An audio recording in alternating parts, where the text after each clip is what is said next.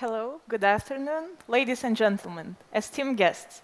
Welcome to the next thematic panel session on raw materials for zero-emission targets, within this great conference dedicated to the possibilities and challenges for the EU Green Deal policy. Today, we come together to discuss a critical aspect of our sustainable future, the responsible sourcing and utilization of raw materials in our journey towards achieving zero-emission targets. And today I will be the moderator of this panel. My name is Teresa Škutaitė, and today I am proudly representing Innovation Agency Lithuania, at where I am also the lead of the Green Tech Hub, which is a division dedicated to fostering green technologies within our ecosystem. And central to our discussions today is the recognition of the indispensable role that raw materials play in supporting key industries, driving the green transition. As we embark on this transformative path, the European Commission's Critical Raw Materials Act emerges as a beacon of strategic guidance. So by identifying and prioritizing raw materials essential for the EU's economic growth and at risk of supply disruptions, the Critical Raw Materials Act outlines a roadmap for securing a sustainable supply chain that underpins our green ambitions. The importance of the Critical Raw Materials Act cannot be overstated. By shining a spotlight on materials crucial for renewable energy, mobility, and digitalization, we acknowledge the vulnerabilities in our current resource landscape and supply chains.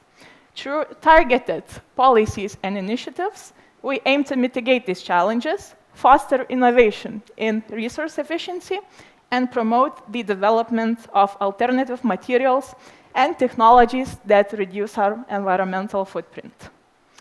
In this panel, we have the opportunity to really delve deeper into the complexities of raw material supply chains. What are the most demanded raw materials in the European industries? And how does the current global geopolitical context affect the industries?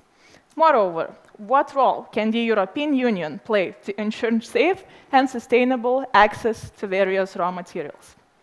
By exploring challenges such as supply chain resilience, recycling strategies, and sustainable extraction practices, we aim to pave the way for a more sustainable, secure, and of course, circular economy.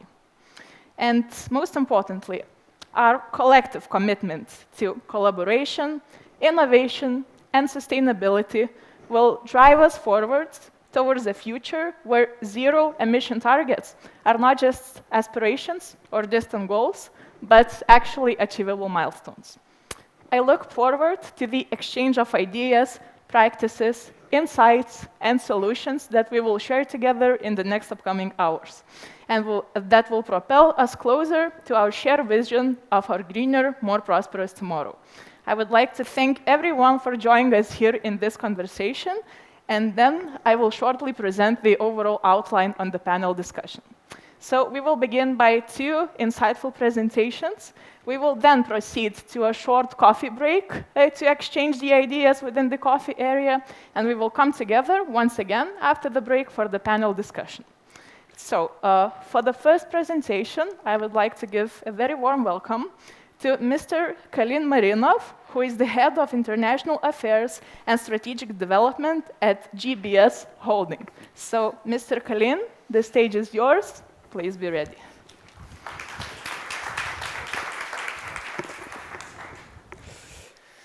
Thank you. Thank you very much for this invitation. It's a real pleasure to be here with you today. I will say a few words briefly about our company, just to have some idea who we are and what we are doing. Then I'll talk a bit on the actually what are the raw materials that are used in the construction and also the construction materials afterwards. Of course, I'm sure that it's not a great secret. All of you know this, but some interesting things that are happening in the current years, about the raw materials used in the construction. Then I will present you a project that we have under the Horizon Europe program, which is have its primary objective actually to decrease the quantity and the volume of primary raw materials that are used in the construction sector through the processing and the recycling of construction and demolition waste. It's one of huge initiative that we have in a consortium of several countries from the European Union. So not to lose any more time, this is a brief intro for our company. This is probably we are the largest construction company in the country and one of the largest in the region. 55 years of existence. We are celebrating this anniversary this year. This is our annual turnover for the 2022, and we are averaging more than 2,300 employees. Recently, we have this is our headquarter building in Sofia, and we have opened offices for our international activities in Brussels, Washington, and Vienna. Why it is important? In the years, we had also projects outside of Bulgaria, some landmark projects outside of Bulgaria, in the Western Balkans, in Ukraine, in Russia, in East Asia, also in Africa. But currently, we are concentrated mainly on projects in Bulgaria. These are our main field of activity. So basically everything. We have more than 40 subsidiaries like daughter companies in our group, so covering a lot of construction activities, probably everything that is currently available in Bulgaria. Actually, we are in a very favorable position in this current years because there are a lot of energy projects that are going on now with extension of pipelines, also gas storage facilities with regional importance, which we are currently working on in our not so distant future. We are looking also in building nuclear power plant additional blocks, which are currently being negotiated with Westinghouse and Hyundai company. You know that we have a nuclear power plant in Bulgaria, so it would be a great challenge to participate in this project as well. But again, we are involved in building highways, bridges. Of course, a very large part of our portfolio are industrial buildings. Actually, taking something from our previous discussion in the previous panel, actually one of the essential driving force behind all kinds of innovation and development in terms of sustainable construction. In our case, comes also from industrial buildings that we are building, because many of the foreign investors that are going into the country, they are pushing us and they are requiring their buildings to be on very high standards, following the different standards that are available for green construction and then energy efficiency building. So we have this push from our clients to develop in this direction as well. So just briefly for our foreign offices, of course we do not have construction activities in that destination, but we are using those offices for representational purposes. The one in Brussels, we are member of many European associations and trying to be in line with what is happening on the policy level, on the European level, and also the office in Washington. It is helping us a lot to transfer know-how from our US-based companies and partners, because many of the projects that we have in the energy sector, for example, we are applying technologies from US. Just briefly, how we are organizing our activities in terms of international affairs and also towards sustainability and towards the use of raw materials. So what is helping us a lot is our International Advisory Board.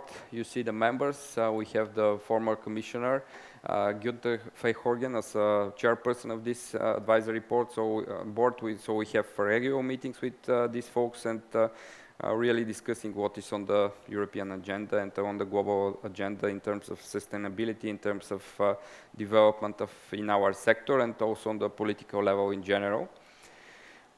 Now we are moving a bit more into the topic of our meeting today. So this is just one slide which is showing how big actually is the influence of construction in terms of the emission of CO2 and also that the construction sector is engaged in almost 50% of the extracted materials. I mean, using those extracted materials, which is a huge volume.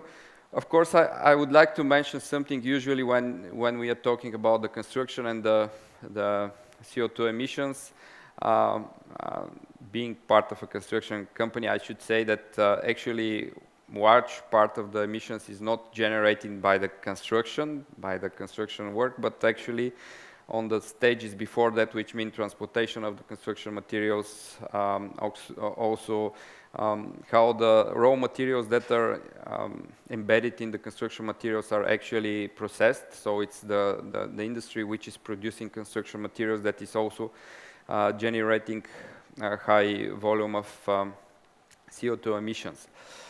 But actually, having in mind these figures, we should know that this is actually giving us a lot of room to improve and a lot of room to get really good results.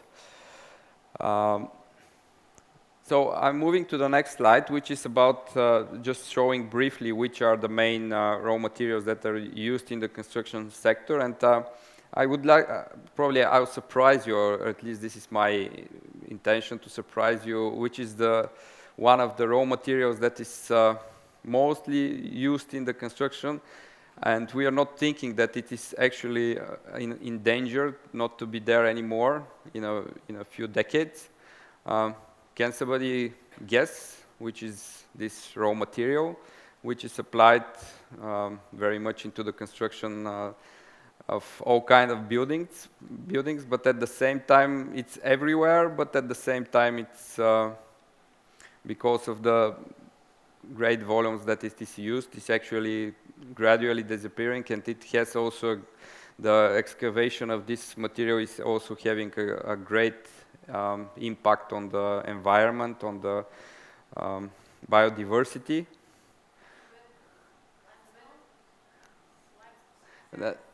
It's sand, yeah. So it's sand is also used. Cement is more like a construction material, but the sand is actually, yeah. It's the sand is one of the. It's while I was preparing for this presentation, apart from presenting one of our most recent initiatives, I would like also to draw attention on this fact. So these are the most the raw materials that are mostly used in the construction industry, and you have this from the United Nations Environment Program. There is this report on the sand and how it is and its consumption, and actually that we are consuming each year 50 billion tons of sand.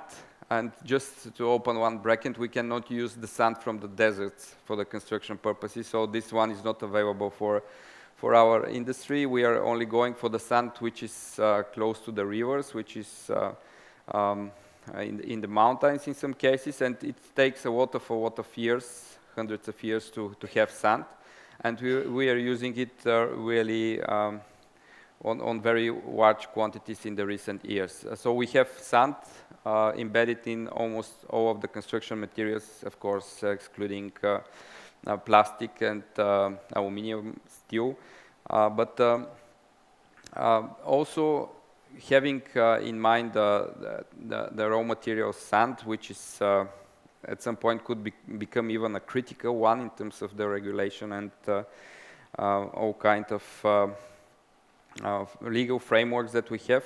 We should definitely do more in terms of regulating how it is extracted. Here, my next point is actually to show you that the cement production in the recent years, it's increasing very on a slow pace. Actually, we have switching from although the construction sector in general globally is increasing its output.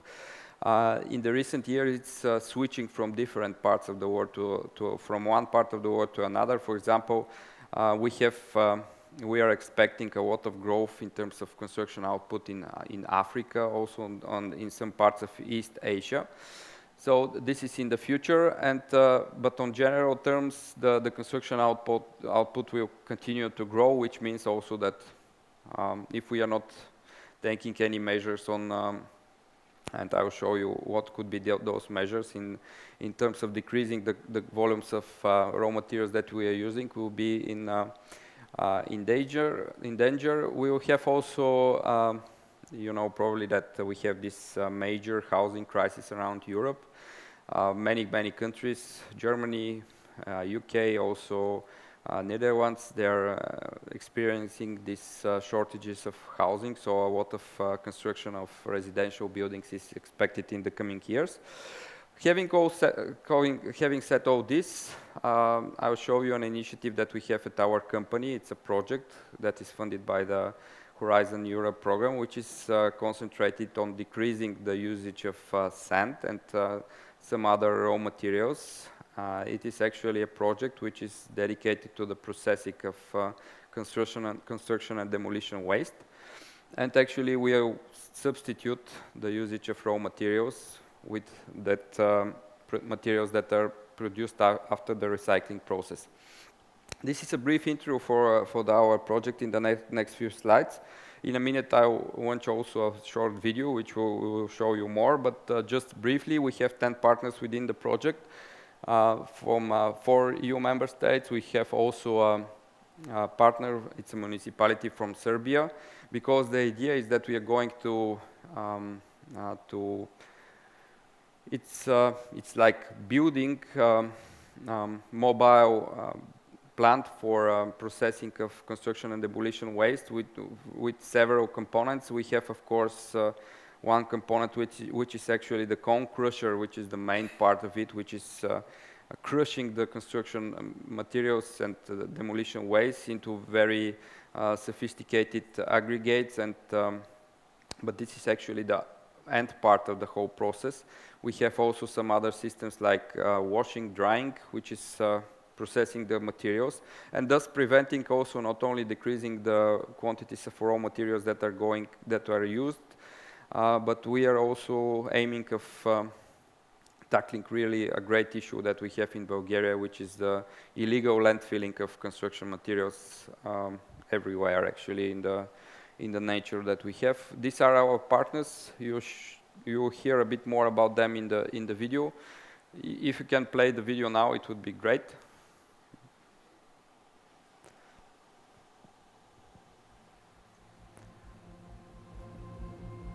The Mobican Pro project introduces a systemic, circular, and mobile solution in the region of Southeast Europe, improving the recovery and recycling of construction and demolition waste. The project combines physical solutions adapted to the ground with innovative selective separation deconstruction technologies with a view to scale up the production use of recycled construction materials. For its implementation, Mobican Pro has received grant financing of €9.5 million under Horizon Europe, the European Union, the world's largest transnational research and innovation program.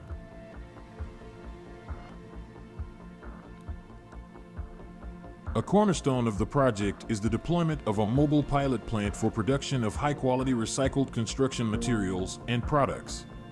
The mobility of the installation ensures its positioning closer to the locations where C&D waste is actually generated or landfilled and where considerable quantities are available to be processed, as an incoming material for a follow-up recycling process. The mobile plant could be compacted both at municipal and regional level landfills where no recycling facilities are available, as well as at large infrastructure sites. Its mobility results in saving considerable emissions from further transportation of waste and construction materials. The project focuses on selective demolition practices and namely on pre-demolition audit and assessment of pollutants. The pre-demolition audit is an important task within the project planning, which is carried out in order to identify materials and components, recyclable and non-recyclable, resulting from demolition activities. The Mobican Pro tasks within this area include pre-demolition audit and assessment of hazardous components, assessment of pollutants in construction and demolition waste on the quality of recycled materials, demonstrations, including life cycle inventory data collection, environmental and economic assessment. Storage will be carried out in separate cells depending on their type. 4 receiving cells will be established. Preliminary processing of materials preparation for further processing via the system for screening washing. Screening and washing of crushed fractions will be performed by a mobile screening and washing system. The incoming material is poured into a feed hopper equipped with a safety grade belt feeder regulating the feed flow. By means of a belt conveyor with a magnetic separator, the incoming material is fed into the first pre-wash module. The washing is carried out by a spiral classifier. After the water release, the incoming material is fed via a belt conveyor to the second module for screening of the individual fractions. This process allows the production of clean washed aggregates, ensuring the follow-up production of high-quality recycled construction materials and products. The screening and washing system ensures as well a complete water recycling. No wastewater is released during the production process and it is fully reused in consecutive operations.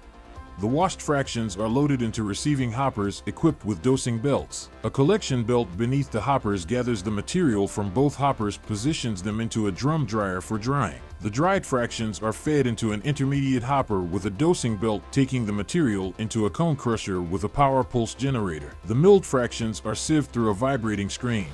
The produced material is transported for storage in a silo for ready recycled aggregate.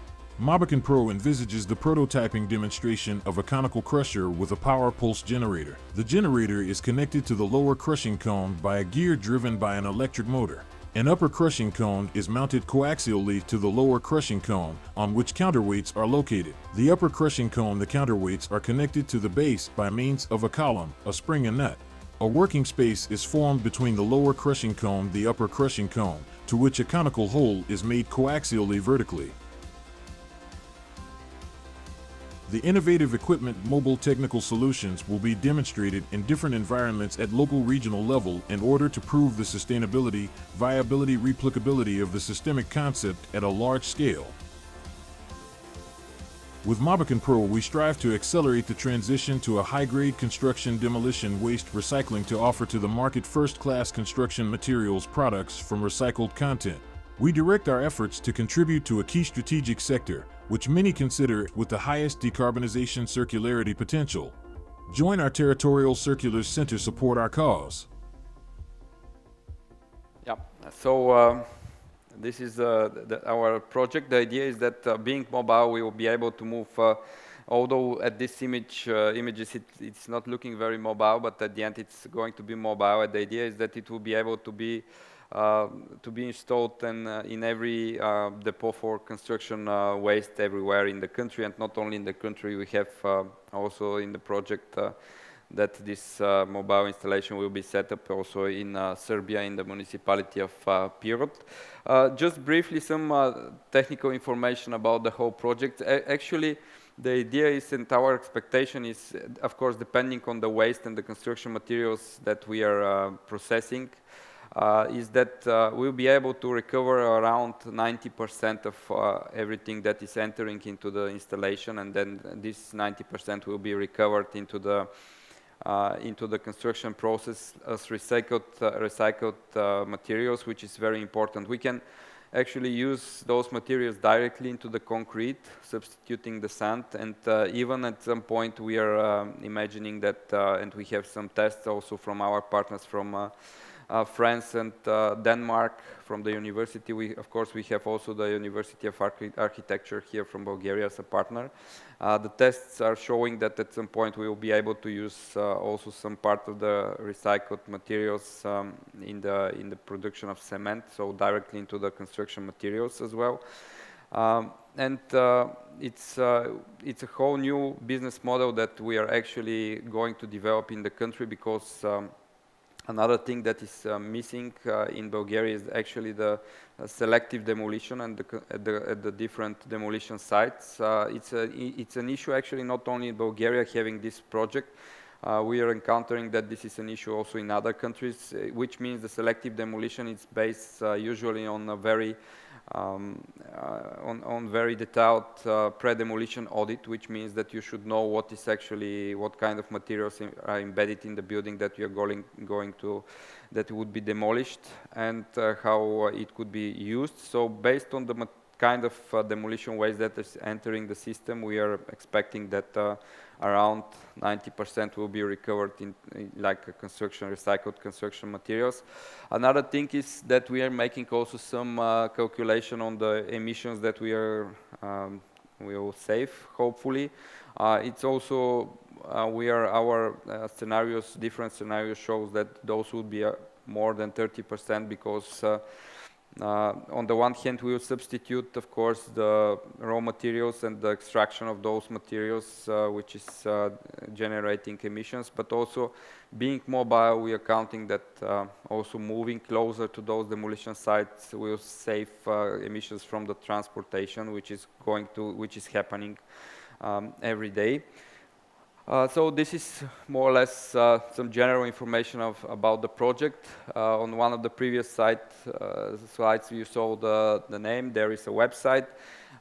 We are forming a cluster of circularity, which means that because under the project we have also the objective to raise awareness about what is the current circularity practices in Europe in terms of construction sector. So we are organizing online and physical events for awareness raising. We are inviting different lecturers on the topic. Also on one of the next topics that we will have in mind is also the certification of the construction materials produced from recycled construction waste. So I have figured out, I know that I'm running out of time, actually almost 2 minutes and a half above my time, but just briefly on the topic again, what can we do to have raw materials to zero emissions targets, how we can contribute. I have, of course, in focus our industry, so something which is more in the industry of extraction of raw materials, so we should think of efficient methods how to do this, efficient transportation, and not to have any losses on this way, in order to really keep the same volume of raw materials that is extracted to the volume of raw materials that is embedded in the production of construction materials. Then it comes the processing of raw materials, production of construction materials. Which means that currently a lot of it's also probably, if you think about it, when you are, let's say, starting a construction project, and when you hear that somebody is offering you to use construction materials which are produced from recycled construction and demolition waste, you probably have a lot of questions whether those new construction materials are actually filling all the requirements for energy efficiency, for sustainability. So this is another key point that we are pushing also with this project in terms of certification, and what are the requirements towards the production materials produced, the construction materials produced from recycled. Changing the construction methods, application more recyclable construction materials. One of the theories is that actually if we switch to and you can see it probably in some cities. There are a lot of construction using only steel, aluminum constructions with less concrete or less bricks, and also glasses. I mean, glass and steel, which is because more or less the steel construction could be recycled easier, as well as glass. So this is another way how we can decrease the quantities of raw materials that are used, and also to subsequently the emissions that are related to this. So we have a lot of practices also to improve the recycling process in all kinds of construction materials. And last but not least, really creation of incentives for application of recycled construction materials, which means that now it's beginning to be a more usual thing in many of the public tenders, which are for construction of public roads and public buildings. We are seeing more and more, not only in Bulgaria but also on the EU level, that there are requirements for a certain percentage of materials that are embedded to be from recycled construction waste or materials, which is really important to push forward those sector. In some cases, when the project is envisaging also demolition of a building, there is also such requirements to use the remains of this demolition also in the new project, which is also a challenge and could contribute to our targets. This was all from today. Sorry for exceeding the time, and if you have any questions, I guess it would be afterwards in the discussions. Thank you very much. Thank you.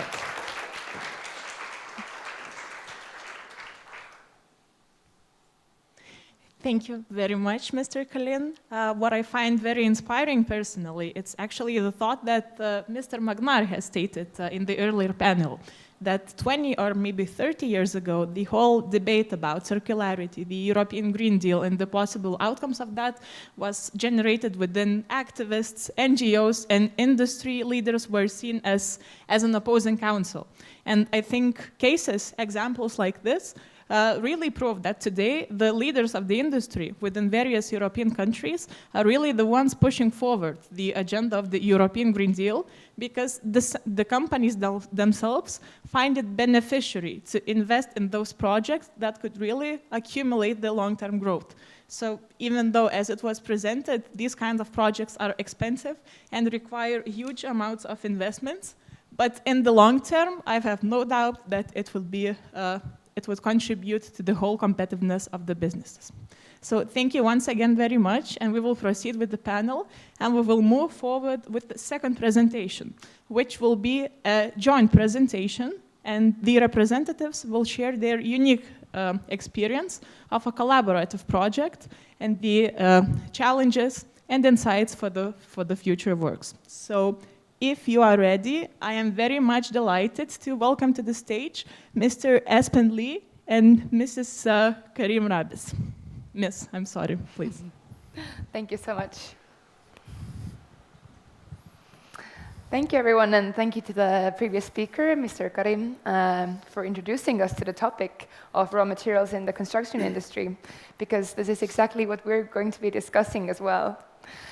So it might seem like a bit of a dull topic, concrete, but as we just heard, it is one of the most widely used man-made materials after water, and actually amounts for a whopping 8% of all global CO2 emissions.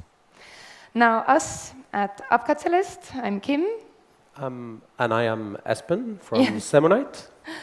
Perfect. And we have been working really hard to decrease the amount of CO2 emissions that are associated with building materials by developing a CO2 negative alternative to concrete.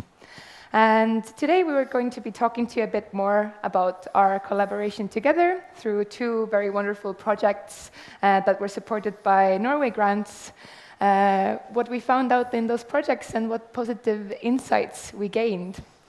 But we'll start off with telling you a bit more about each of our companies. So as I mentioned, I'm from the company AppCatalyst, and we are a producer of sustainable carbon materials, including carbon nanotubes and graphite. We're actually a spin-off from the University of Tartu, which is a well-known university in Estonia. So the initial research started in the university more than 10 years ago, and 4 years ago, AppCatalyst was founded, as we saw that the ability to take CO2 and make it into carbon products, which is exactly what we do, held so much potential in the world where we constantly need more greener and efficient ways to produce raw materials. So we are growing very fast. We are now at almost 30 employees, and we are located in Tallinn, Estonia, which is where the company hails from. Now, the main idea of our technology is that we want to use CO2 emissions, especially those coming from industry. And using our electrolysis technology, we can actually split the CO2 molecule into its elemental parts, so carbon and oxygen. So in that sense, a very benign process that creates very valuable materials. Now, these sustainable carbon materials, like nanotubes and graphite, can be used in many different applications. We are mainly targeting the battery industry, especially electric vehicle batteries, as this is a hugely growing market. But with Thematic here, we're also testing out how the carbon nanotubes can be added to construction materials, such as their geopolymer concrete. Also, they could be viable for use in paints and coatings, or even sensors for biomedicine. So the technology itself, as I mentioned, it is an electrolysis process. It happens in a molten salt reactor that is filled with carbonate salts that are heated to the point where they become liquid, and this acts as our electrolyte. Now 2 electrodes are inserted into the reactor, and as we pass electricity through it and also bubble CO2 from the bottom, what happens is that carbon will be collected on one of the electrodes while oxygen evolves on the other. So this process allows us to create carbons with very different morphologies, and we do that by just varying the reaction conditions, such as the current density, the temperature, the additives that we add into the electrolyte, and the electrolyte itself. And this is what one of our reactors actually looks like. As you can see, the process itself is quite hot. It runs at around 700 degrees. However, compared to the industry standard of producing carbon materials, let's say graphite or carbon nanotubes, usually we're talking about 3,000 degrees. So we've already brought it down more than 3 times. Now, here are some images of the materials that we actually produce. They all kind of look like black powder when you just look at them with the eye, but thankfully electron microscopy can let us see the structures in more detail.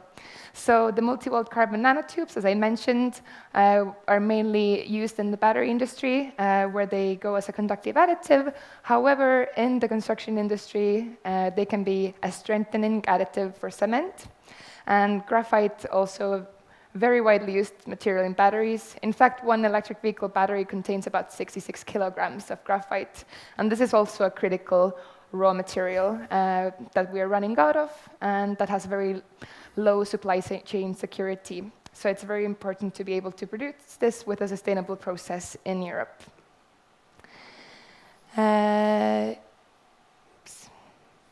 Yes, and here is our product lineup. So we're not only making the carbon nanotube and graphite powders, but we're also producing carbon nanotube dispersions. These dispersions can be quite difficult to make because carbon itself is notoriously very hydrophobic, so it doesn't want to mix with water. When you just mix it with water, usually what happens is it settles in at the bottom, and you get clear water with a black layer at the very bottom. But we use different techniques, such as ultrasonication and also dispersing agents, to actually make the carbon nanotubes, first of all, disperse evenly in the water, and then also be stabilized so that the product can actually stay stable. And this kind of carbon nanotube dispersions are exactly the material that we used in our project with Thematic. Now, as Magna mentioned earlier today, you can innovate and innovate, but it doesn't really make an impact until unless you scale up. So at UpCatalyst, we are currently in the process of scaling up. So we started with our very small laptop, tabletop reactors at the University of Tartu.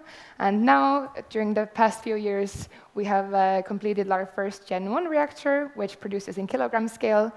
And now also the Gen 2 reactor, which is also a mobile solution in a sea shipping container. So it can be actually moved to the industry site and collect the CO2 from there. This one was just finished early this year and is going through the first tests to run some synthesis and can produce more than 10 kilograms per day. And we're also in the process of designing our first pilot plant, which would then take the production capacity up by 10x again. So now I will hand over to Espen. Thank you. Let me tell you a little bit more about Semonite. Semonite was started in 2019, and also as UpCatalyst, we are a spin-off from a university in Stavanger. We are about 20 employees today, with including our R&D team with extensive research experience from geology, concrete, material science, etc.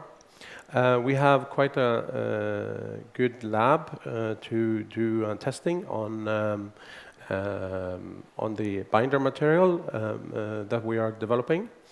And we have a proven and validated method for producing our alternative binder, because that is what I'm talking about. That is what Semonite is doing. We are developing an alternative binder so we can make cement-free concrete.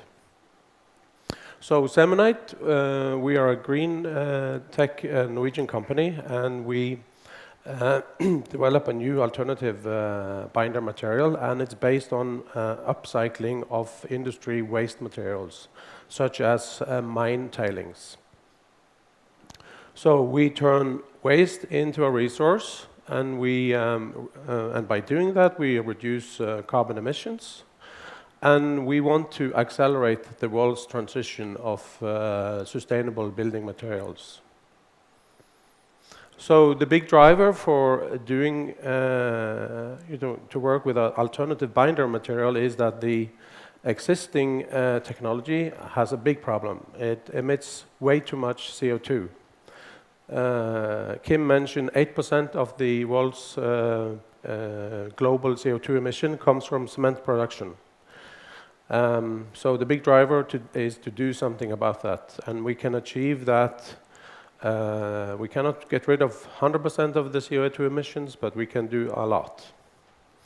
So I mentioned the raw material is based on mine tailing. Here is a picture from a mining company in Norway.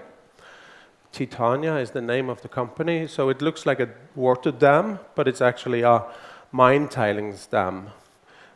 Here you find more than 15 million tons of mine tailing just from one player.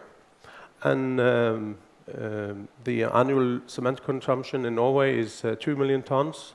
So, you can translate that into 25 years of consumption of cement if we transformed everything overnight. But this only shows that the raw material is abundantly available for a long, long time. The situation will be more or less the same for many, many, many mine companies around the world. So how do we do it? I mean, in easy terms, we have crushed rock from mining, and we add alkyd silicate solution and aggregate, and we get an alternative concrete material. I'm sure many of you have heard about the geopolymer concrete or alkali activated concrete. This is the same. The uniqueness here comes from using the mine tailing, because if you use fly ash or slag from steel production, those are the kind of products that will disappear in a decade or two.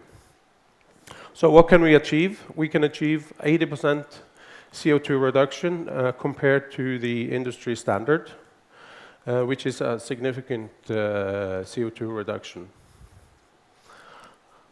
So we would like to have 1 foot in the construction center, and we have 1 foot in the mining sector. And our ambition is to scale up and to be a provider of alternative binder for cement and concrete production, and replace as much as we can in many different applications. So we have built a pilot factory, so our scale-up journey has started. This is a rendering picture of our inside of the pilot factory. This is a 3 million euro investment for us, which is, I mean, for our company, a significant investment. And this can handle and produce up to 4 tons of cement per hour. Here's another picture of the real picture of the pilot factory. The white machine you see is the heart of the factory. It's a mill, vertical roller mill, with all kind of accessories besides it. And also included in the pilot factory is a mixing station making the final product, because the final product is a mixture of several ingredients. I think it's your turn again, Kim. Exactly. Thank you so much, Espen. So now that you've heard a little bit more about our companies, we are excited to share the journey of us growing together, because really it's been now 2 years that we have been collaborating using the Green ICT project funded by Norway grants, and really the collaboration has gone exceedingly well. So I don't know if we can really nail down what united us so much. Maybe it's the similar temperaments of Norwegians and Estonians. Maybe it's the fact that we're both dealing with very innovative, sustainability-oriented solutions. Or it could also be the fact that we are at very similar stages of growth as companies. So Catalyst and Semonite were actually founded in the same year. Semonite a little bit earlier than us, so we always look up to them like an older brother, so to say.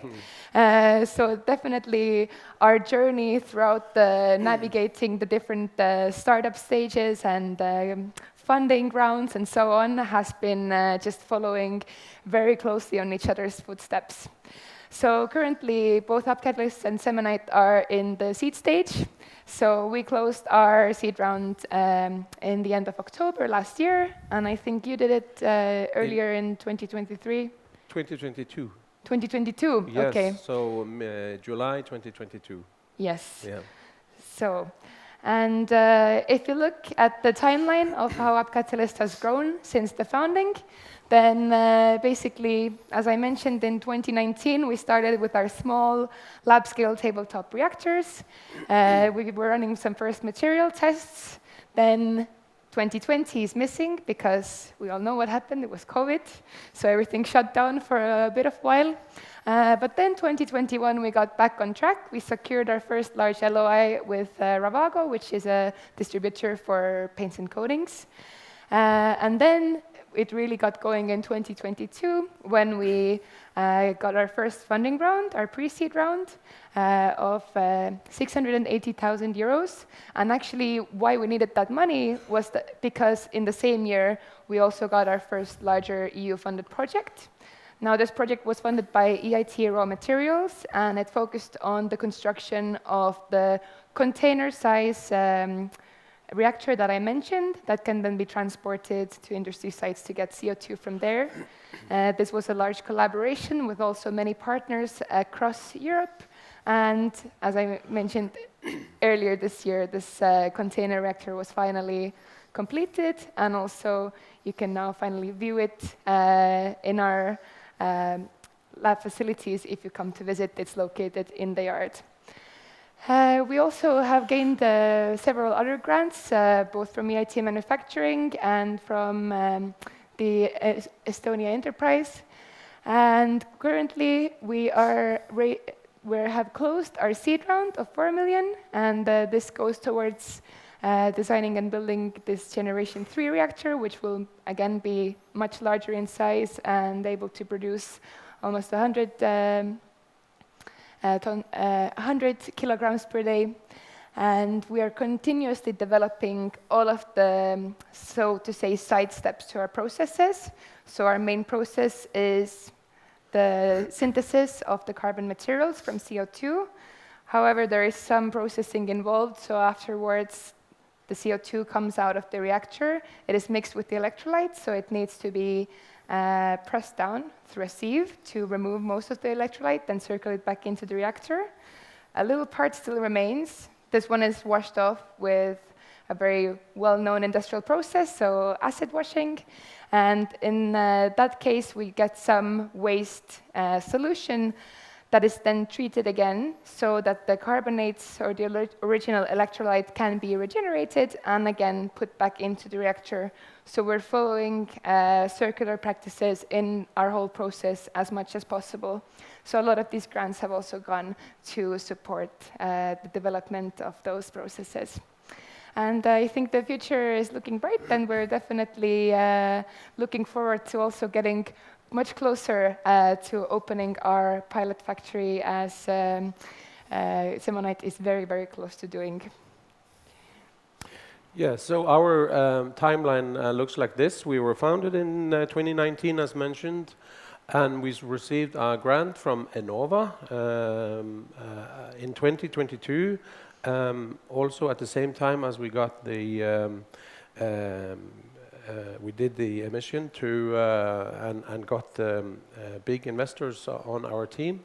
So the building of the pilot plant started last year, and we are completing the pilot factory as we speak. I heard rumors to so we're doing the commissioning of the pilot factory these days, and I heard that today we're going to feed material into the pilot factory for the first time. So I'm crossing fingers, everything goes okay. And at the same time, last year we also signed agreement with a customer. So we have already some offtake agreements in place.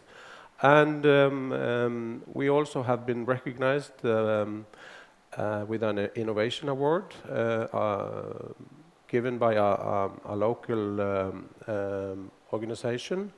And as I said, this year is an important milestone for Thematic, because the reason why we are building the pilot factory is exactly to document and to verify that our technology is working. And another important factor is to de-risk a full-scale factory that will be come later as soon as we have this documented as a success. Yes. Yes.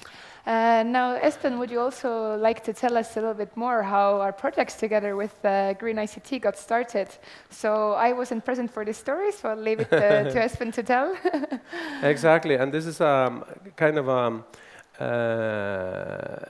it's not a fairy tale, but it's not very far from it. But actually, it happened during Oslo Innovation Week in Norway. And Innovation Norway was doing a matchmaking event. And that is how we got in contact with one of the founders of UpCatalyst. His name was Ivar. We sat down, we had a short conversation, and we very quickly realized that our chemistry was very good. The idea to combine cement and concrete with carbon nanomaterials is a good one, and it just evolved from there. So and it turned into 2 projects so far, maybe more. Yes, maybe more, exactly. Yeah. So the first project started in May 2022, and as I mentioned, was funded by Norway Grants and Green ICT. So it's definitely a big thank you to them for letting this collaboration really blossom. Now, the first project really focused on the development of CO2 negative concrete as a scalable and sustainable building material. And the premise for this project was the fact that from literature we can see that the addition of carbon nanotubes into OPC cement can show up to 150% increase in both the compressive and flexural strengths. So we weren't sure at the time if we would have the same kind of results in an alternative material, but we definitely wanted to give it a try. And then, as the first project together went very successfully, we also took on a follow-on project, again funded by Norway Grants and Green ICT.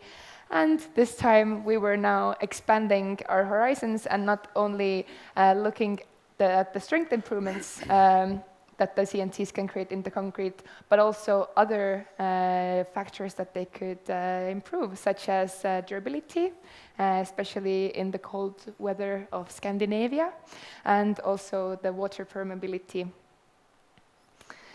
Now, in more detail, during these projects, we didn't only develop our new product, we also used the funding very wisely to build infrastructure that would allow us to carry out the research.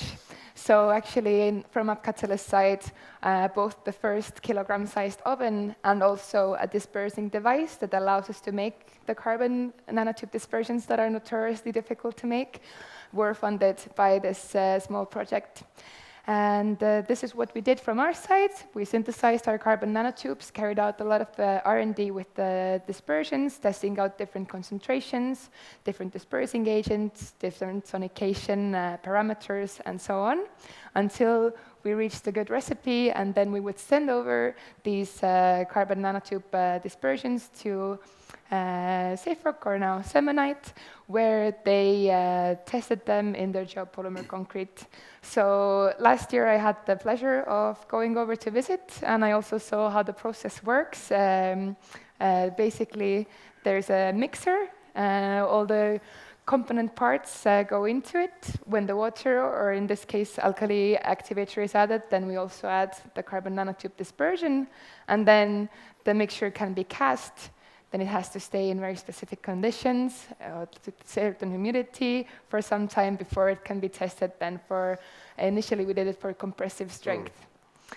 And the results from this project basically initially were exceptionally good. We saw a 190% increase in the compressive strength of the concrete.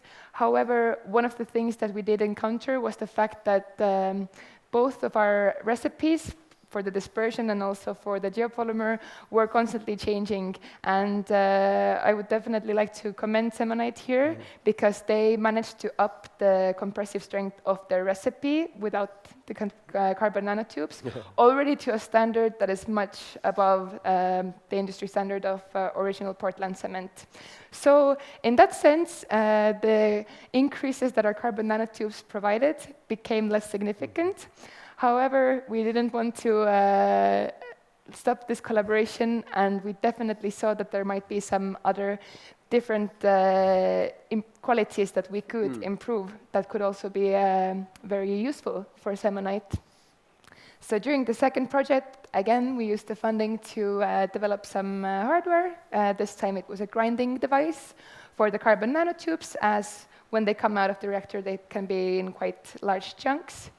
And we also did some more development on our carbon nanotubes themselves, more specifically functionalizing them with COOH and OH groups that then could bind very nicely with the aluminosilicate structure of the geopolymer concrete. So basically what we saw from this project is that the addition of the carbon nanotubes did increase the freeze-thaw durability of the concrete. So basically, when going through a test where the concrete is taken to a very low temperature and then back up to a high temperature at several times, then the samples with carbon nanotubes added performed much, much better than the ones that were just regular samples with no CNTs added. We also did some water permeability tests. That is specifically to target other applications, such as underwater applications of concrete. I think one of the very interesting things where this could be applied is the construction of offshore wind parks. that need concrete in their foundations. And what we saw there also is that in the chloride migration tests, the CNT-enhanced geopolymer concrete performed much better than one without. Now, both of these results were much improved. However, they were still not quite at the industry level. So I do think we need to continue the collaboration and do a few more tests, optimize the concentration of carbon nanotubes, and see if we can really hit the spot where it's all very good material that's suitable for both of these applications. And now I think we would love to come to talk a little bit about different positives and insights that we gained throughout these two projects, and especially throughout the collaboration between the two of us, because I think we definitely learned a lot from each other. There were a lot of things that we found out that we expected to find out in a project like this. But there were a lot of, how to say, like extra nice things that we just happened upon during this project. So, for example, during the project, not only did we find out if the CNTs can be used in the geopolymer concrete, we also found out that our industries are actually much more similar than we could have guessed. So, for example, the carbon nanotube dispersions that I mentioned, they use the dispersing agents to make the carbon more stable in the water. And when we looked more and more into these, we realized that actually they're very similar, if not even the same, to compounds called superplasticizers, which are commonly used in concrete and also in the geopolymer. So basically, we were looking at the same chemical compounds that could be used in our application for one effect and in yours for a different one. But in this project, we were actually managed to exchange some information. We got some good information about dispersing agents from you and the name of a distributor. And we were also able to test out small samples that you initially sent us. So in that sense, it was definitely an unexpected finding that we were able to support each other in that way. And it wasn't only limited to the chemicals. We also found out that actually the characterization methods that we use can be quite similar. So both the carbon nanotubes and the concrete samples can be viewed and characterized using scanning electron microscopy, or SEM. And also particle size analysis is an important characteristic that we would often like to find out. Now, again, SafeRock or Xemonite got there a little bit before us. So when we had another visit a few months back, then actually we were just in the process of going through different producers of particle size analyzers and seeing which one would suit us best. The market is very large. They all come with 100 different additions, and there's so many different models that you can choose from. So it was very helpful that we were able to find out that in SafeRock already one such machine existed. And one of Espen's colleagues was kind enough to give us a demo, show us how it works, share with us the information of all the trials and tribulations that they already went through when choosing one of these machines, so we could take a bit of a shortcut in that sense when making our own decisions. Now, another thing that I definitely see that we have been able to learn from each other in this project is just the inspiration and motivation. As we are both startup companies, it can get very hectic at times. Sometimes it can get quite difficult. So it's good to have some positive experiences that can lift you up. So in that sense, definitely, I think we look up to SafeRock or Xemonite in the sense that they have been able to, just being a year or so ahead of us, successfully get all the funding rounds, get their pilot factory up and running. It just really makes us feel like, you know, if they can get there, we can get there.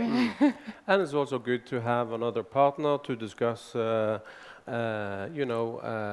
plans with, and have a second opinion about how you should attract investors, how big should you be thinking when you're building a pilot factory, what are the risks, what are the benefits, and so on. So it's been a really good process.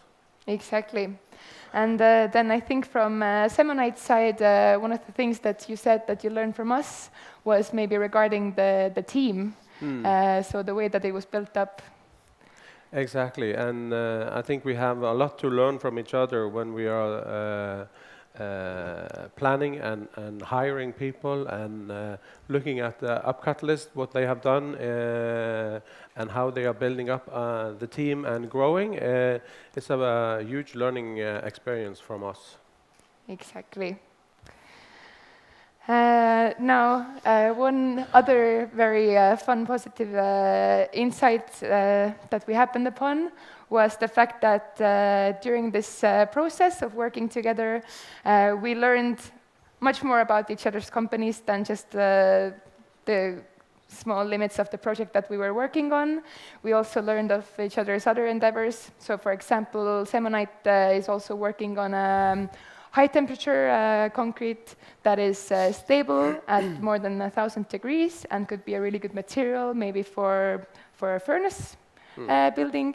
And since we are operating with a reactor that operates at 700 degrees, of course this was something that was very interesting to us. So immediately wanted to test it out, and Inger-Lise, one of the employees at Semonite, was very creative in basically using the existing molds that they had to craft a new one and make a crucible of sorts that could then be tested for the electrolysis process. Now, unfortunately, when testing this directly, it did not yield good results in our reaction because the electrolyte itself was corrosive to the geopolymer concrete.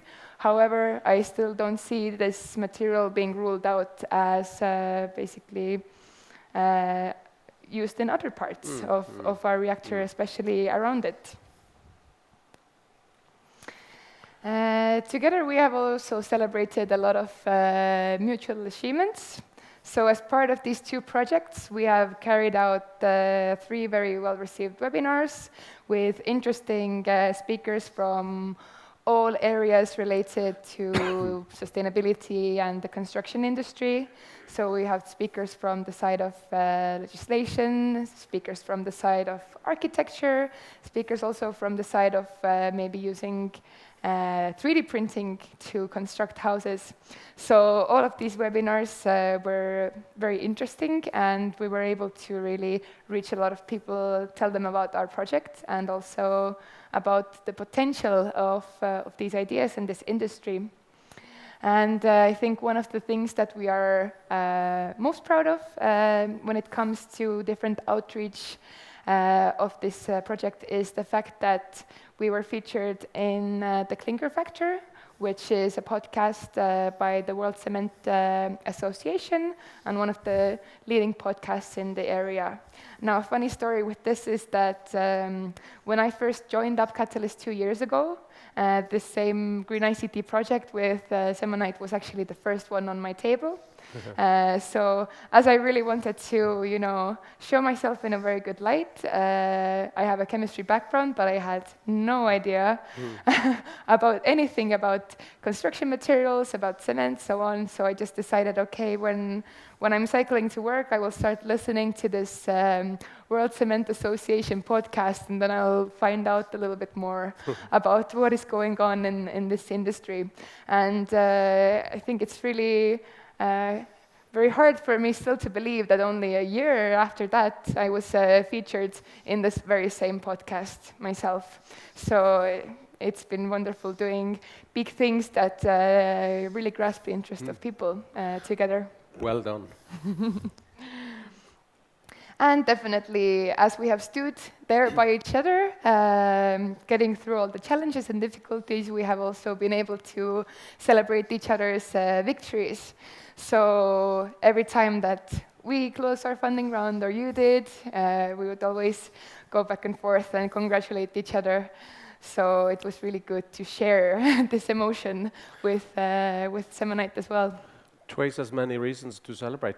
Exactly. Yeah. And we were also very lucky at our last visit to Safe Rock, or now Semonite, because when we first got there on the first day, there was a cake on the table with a completely wrong name, and we didn't realize what was going on before someone told us that actually there has been a big rebrand, and we were the first people outside of the company to find out about this. So on that day, they changed the name Safe Rock to Semonite, and we all got to eat some very delicious cake. Now, of course, what is two projects together without some challenges? I think we have touched upon a few of them already so far. Definitely, I think one of the most difficult things for us was the fact that we're both startups. We're both very R&D intensive. We're both moving very fast, which meant that the recipes were always changing. Now, coming from university, this isn't the ideal scenario. You don't really want to add too many different variables when you're trying to compare different results. However, in our case, it was inevitable and something that we just had to work around, because as really quickly developing companies, it was important for us to really get to the best recipe of our product as quickly as possible. So we couldn't really stay stuck on the same recipe. We also didn't want to do all of our tests basically with the old recipe, which after a few months we realized wasn't that good anyway. So definitely this was a point that created a lot of different variables into our data. However, we were still able to analyze them and get some meaningful results. Mm-hmm. And probably also, again, coming back to the fact that we are both startups, is just the busy schedules of all of the people involved and the necessary coordination and efficiency required to actually go through with this project. But I do have to say, I think I won't stop saying this, how excellent this collaboration was. With Inga-Liise, Espen's colleague, we had all the meetings together, just the two of us. We had them every week, and we never took more than the 30 minutes allocated for it, usually just even maybe 15 minutes sometimes. And I think it's one of my best experiences that I have with project management, especially when it comes to project management with a partner. I feel like it's very efficient to have short check-ins every week, even if they are for 5-10 minutes, rather than have these long hour-long meetings, but very infrequently. So I think this was the perfect way to do this. Now, I have already mentioned a few of the different visits that we've had, so I think each year both of us managed to visit each other's countries, each other's labs, and also engage in some of the best things that the countries had to offer. So in Norway, of course, it was very easy. They would just take me hiking and I would be very happy. But we definitely tried to find out something for Espen to do. Cannot take him hiking in Estonia because it's a very flat country. So we decided to make him engage in one of our national sports, which is winter swimming. So Espen came to visit us in November, and we took him first to the sauna, and then also to the very, very cold water. It was an experience, but it was fun, but cold. Is it something you would do again? Yeah, I think so, actually. It was fun. Yes, perfect. And this is the beautiful scenery of Norway. This doesn't need to be described much longer. But definitely, just to bring it all together again, it has been a very great collaboration with Semonite. And I think right now all we can say is you never know what the future holds. But I think we're both pretty sure that we will be collaborating together also in the coming future. Yes. Thank you. Thank you so much.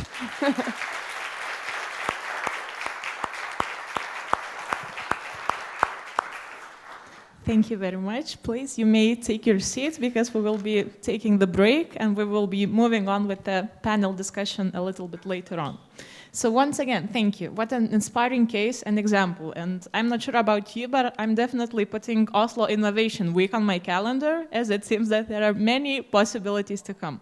So I truly believe that the representatives of business looking for possible partners in future projects here today came very inspired after this presentation and would make sure that the upcoming part of the conference is fruitful in creating meaningful collaborations. And as you can see, even the path towards the results of the collaborative projects is sometimes difficult, and there are many different stages and steps, but in the end, it works wonders, as our colleagues just stated.